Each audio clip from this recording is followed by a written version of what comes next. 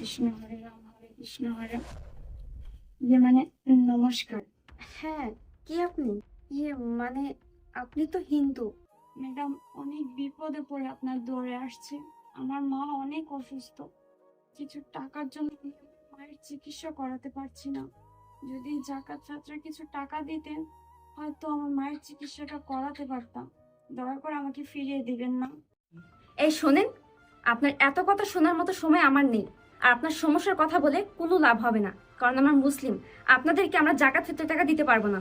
Madam, আসলে আমরা তো সংখ্যালঘু, হিন্দুদের মধ্যে যতটুকু কালেকশন করার করেছি, কিন্তু তাতেও হচ্ছে না। এর জন্য মুসলিম বাড়িতে আসছি। যদি আমাকে সাহায্য করতেন অনেক খুশি হতাম।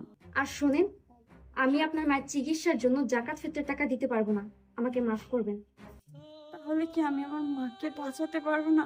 কিছু টাকার জন্য আমার মায়ের চিকিৎসা বন্ধ থাকবে? এটা কেমন ধর্ম, যে ধর্ম অন্য ধর্মকে সাহায্য করতে পারে না?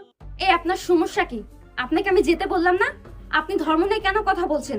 আপনার ধর্ম নিয়ে আপনি থাকুন, আমার ধর্ম নিয়ে আমি আছি। যান এখান থেকে। দাঁড়িয়ে আছেন কেন? যান। ওগো, কে এসেছে গো? আরে দেখো না, এই মহিলাটা এসে জাকাত ফিতরের টাকা চাইছে। একে আমি কতবার করে বললাম, জাকাত ফিতরের টাকা এদের জন্য নয়। জাকাত ফিতরের টাকা হচ্ছে মুসলিম অসহায় গরিবদের জন্য। আচ্ছা ঠিক আছে, তুমি থামো, আমি দেখছি। আচ্ছা বোন, বলো তো কি হয়েছে তোমার? সাহেব, আমার মা না অনেক অসুস্থ। আমার মাকে মনে হয় না আমি আর বাঁচাতে পারবো। ভগবানের কৃপায় জাকাত ফিতরের টাকা থেকে যদি কিছুটা সাহায্য করতেন, আমি অনেক খুশি হতাম।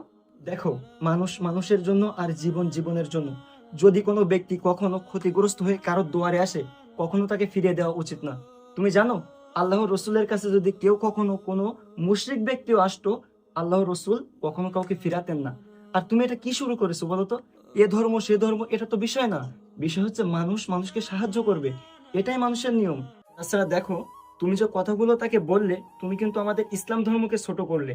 কখনো না জেনে ইসলাম সম্বন্ধে জ্ঞান না রেখে কাউকে জ্ঞান দিতে যাবে না।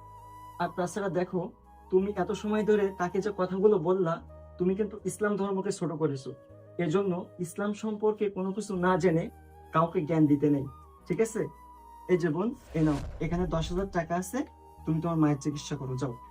ধন্যবাদ দাদা, ভগবান আপনার মঙ্গল করুক। আচ্ছা বোন, তুমি যাও। আসি দাদা। এই চলো। এই শোনো, ইসলাম ধর্মে জাকাত ফিতরার টাকা অমুসলিমদেরকে দেওয়ার ক্ষেত্রে মতবিরোধ আছে, কিন্তু অন্য অন্য দান করা তো নিষেধ নেই। তুমি তো চাইলে সেখান থেকে কিছু টাকা দিয়ে তাকে সাহায্য করতে পারতে। ইসলাম সম্পর্কে পরিপূর্ণ জ্ঞান অর্জন করবে, এরপরে ধর্ম সম্পর্কে মানুষকে বোঝাতে যাবে, ঠিক আছে?